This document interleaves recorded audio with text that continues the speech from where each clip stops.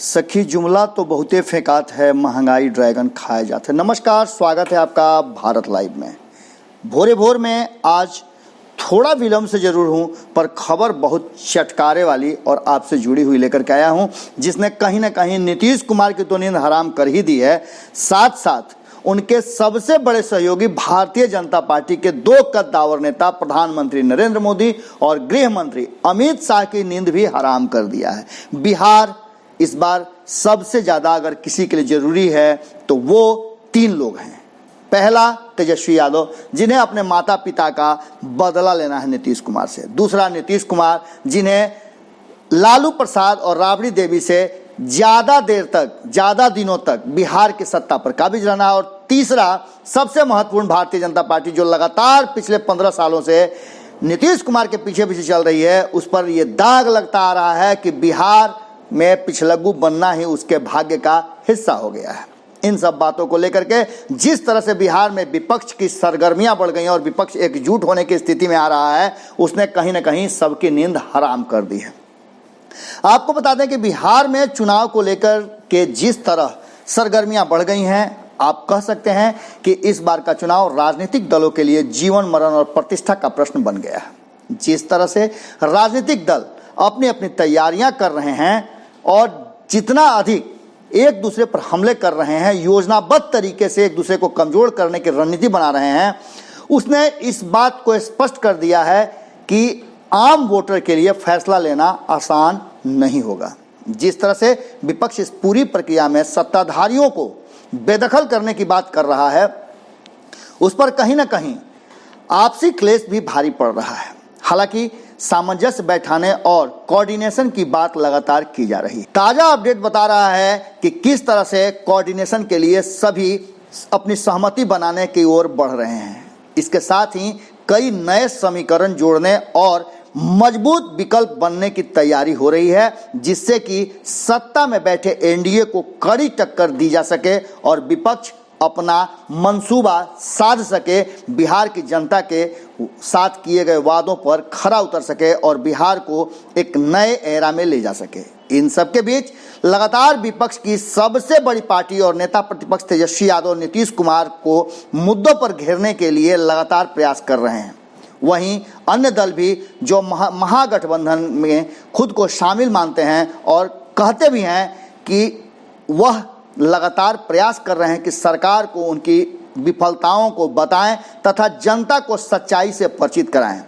इसमें वो लगातार अपनी प्रयास और नीतियों को आगे लेकर के बढ़ रहे हैं।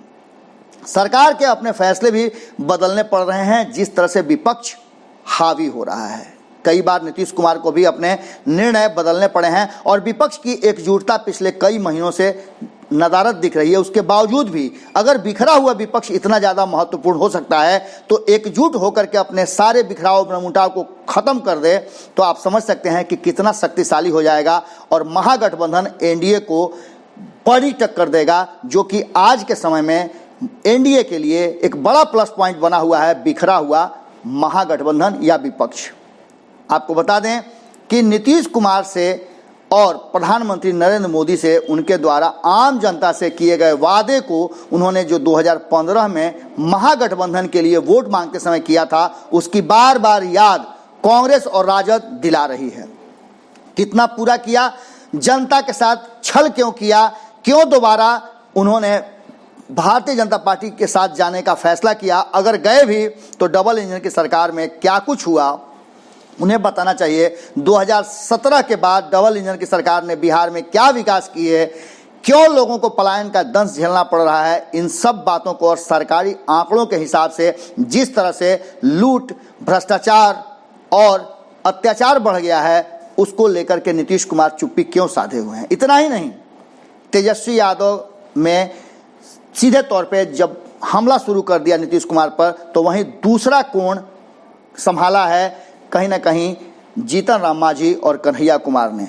सीधे तौर पे कन्हैया कुमार प्रधानमंत्री नरेंद्र मोदी और अमित शाह से, जो कि गृह मंत्री हैं, सवाल पूछ रहे हैं कि 2014 से 2019 के बीच कितने वादे हुए, कितने जुमले गढ़े गए और क्या कुछ हुआ, ये जनता को बताना चाहिए था। 2019 में तो आपने पाकिस्तान का नाम लेकर के लोगों को अपने खेमे में कर लिया, वोट ले लिया, पर आपने वो वादा क्यों नहीं पूरा किया जो आपने कहा था कि 60 महीने बाद आऊँगा तो पाई पाई का हिसाब दूंगा, अगर हिसाब देने में सफल नहीं हुआ तो झोला उठाऊंगा, चल दूंगा।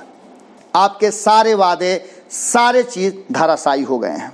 सीधे तौर पे कहीं ना कहीं दोनों तरफ से हमला विपक्ष शुरू कर रहा है। अगर ये विपक्ष एकजुट हो गया तो आप समझ सकते हैं कि कितनी परेशानियां सत्ता में बैठे एनडीए के लिए करेंगे। आपको बता दें कि शिक्षा, अपराध, रोजगार सहित पढ़ाई, कमाई और दवाई के साथ साथ अलग अलग राज्यों से लाखों लोगों की संख्या में कामगार, श्रमिक और विभिन्न क्षेत्रों से लोग वापस आए हैं। उनके लिए सरकार ने कौन सी योजना बनाई? मनरेगा के अलावा जिसे प्रधानमंत्री ने कभी सफेद हाथी और स्मारक तक कहा था, उसके आधार पर क्या लोगों को रोजगार देने का प्लान बना रहे हैं? प्रधानमंत्री नरेंद्र मोदी डिजिटल रैली करते हैं और घोषणाएं करते हैं कि वो रोजगार देंगे, बिहार पर फोकस करते हैं। क्या बिहार में ही रोजगार है या फिर बिहार में चुनाव है? ये बातें जनता को अब समझ में आने लगी है।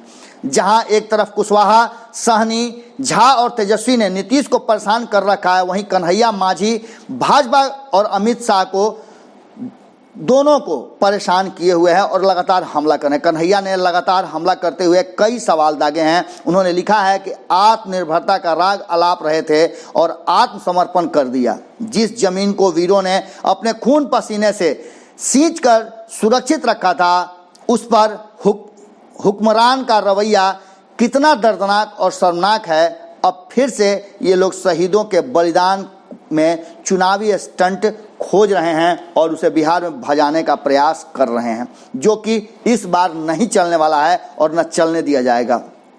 इनका डिप्लोमा भी फर्जी है और डिप्लोमेसी भी। कन्हैया इतने पर ही नहीं रुकते हैं, उन्होंने केंद्र की सरकार और पीएम नरेंद्र मोदी पर ताबड़तोड़ हमला करते हुए एक बिहारी बेस्ट सिनेमा के गीत के तर्ज पर लिखा भी है, जो आपको हमने पहले ही सुना दिया कि महंगाई ड्रैगन खाया जाता है। वो लगातार इस बात को कह रहे हैं। प्रधानमंत्री के अलावे मुख्यमंत्री नीतीश कुमार, प्रधानमंत्री नरेंद्र मोदी एवं गृह मंत्री क्या करने वाले हैं, यह सिर्फ डिजिटल रैली के माध्यम से नहीं, चुनाव क्षेत्र के माध्यम से नहीं, बल्कि हकीकत में दिखाएं।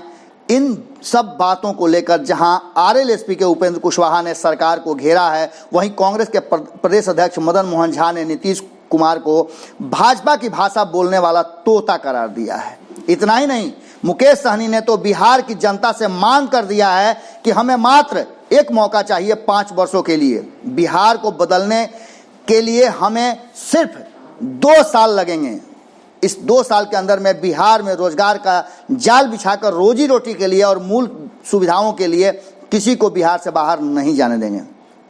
साफ तौर पे इस बातों का समर्थन आरएलएसपी के राष्ट्रीय प्रधान महासचिव, युवा अर्थशास्त्री और second in command Madhav Anand ने तो बजाते इसके लिए पूरा मास्टर प्लान बना लिया है, जिसकी चर्चा हम पहले भी कर चुके हैं। और वो दावे के साथ कह रहे हैं कि वो बिहार में ऐसा कर देंगे कि बिहार के लोगों को बाहर जाने की जरूरत नहीं पड़ेगी और यहीं लोग खुशहाल रखेंगे। इसके साथ आपको बता दें कि विपक्षी एकजुटता को लेकर के सोनिया गांधी मजबूती से प्रयासरत हैं, वहीं राहुल गांधी को महागठबंधन में एका लाने के लिए, लोगों को साथ लेकर चलने के लिए एक बड़ी जिम्मेवारी दी गई है, जिसकी प्रक्रिया भी शुरू हो चुकी है। ये सोचा जा रहा है कि किस तरह से 2020 के चुनाव में विपक्ष एकजुट होकर नीतीश कुमार और भारतीय जनता पार्टी के साथ साथ रामविलास पासवान से दो हाथ करे। अपनी रणनीति और योजनाओं में बिहार की जनता के कसौटी पर खरा उतरने के लिए विपक्ष को क्या कुछ करना पड़ेगा, उसकी पूरी रणनीति और मंथन का दौर जारी है। यही वो कारण है जिसने नीतीश कुमार और कहीं ना कहीं अमित शाह को टेंशन में डाल रखा है। 50 लाख जो लोग बिहार वापस आए हैं अलग अलग राज्यों से काम धंधा छोड़ करके, उन पर सबकी निगाहें टिकी हुई है और मुख्य मुद्दा इस बार वही बनने वाले हैं। लेकिन कहीं ना कहीं सत्ता में बैठे लोग मुद्दा आधारित रणनीति और राजनीति को छोड़ करके इस पूरे चुनाव को लालू बनाम नीतीश करना चाहते हैं, 15 साल बनाम 15 साल करना चाहते हैं, जैसा कि आप पहले से भी देखते आ रहे हैं। पर जिस तरह से विपक्ष अपनी रणनीति बना रहा है और ये रणनीति यदि सफल हो जाती है तो नीतीश कुमार और भारतीय जनता पार्टी के साथ साथ रामविलास पासवान, चिराग पासवान के लिए भी रास्ते आसान नहीं होंगे। इसमें अब सबसे बड़ी चुनौती है तेजस्वी यादव के पास कि वो यदि खुद को मुख्यमंत्री के कैंडिडेट के रूप में सामने रखना चाहते हैं और आम सहमति बनवाना चाहते हैं तो उन्हें आगे बढ़ करके सबको गले लगाना होगा और अच्छाइयों के साथ साथ बुराइयों को भी अपनाना पड़ेगा। यही एकमात्र रास्ता है जिससे कहीं ना कहीं विपक्ष इस बार जनता के मंसूबे और मन मिजाज पर अपना कब्जा प्राप्त कर सकती है। जुड़े रहें भारत लाइव के साथ। खबरों का सिलसिला तो यहाँ लगातार जारी रहता है।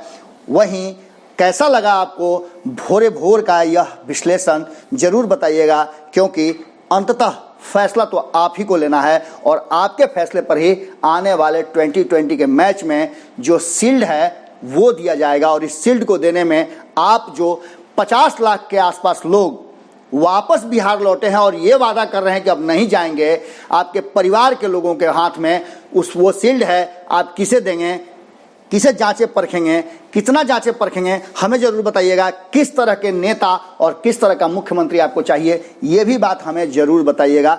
नमस्कार। बढ़ाएं अपना कदम सक्सेस की ओर शिखर करियर इंस्टीट्यूट के साथ। शिखर करियर इंस्टीट्यूट पूर्वी भारत में एकमात्र कोचिंग संस्थान जो एक्सक्लूसिवली है मेडिकल एंट्रेंस एग्जाम के लिए।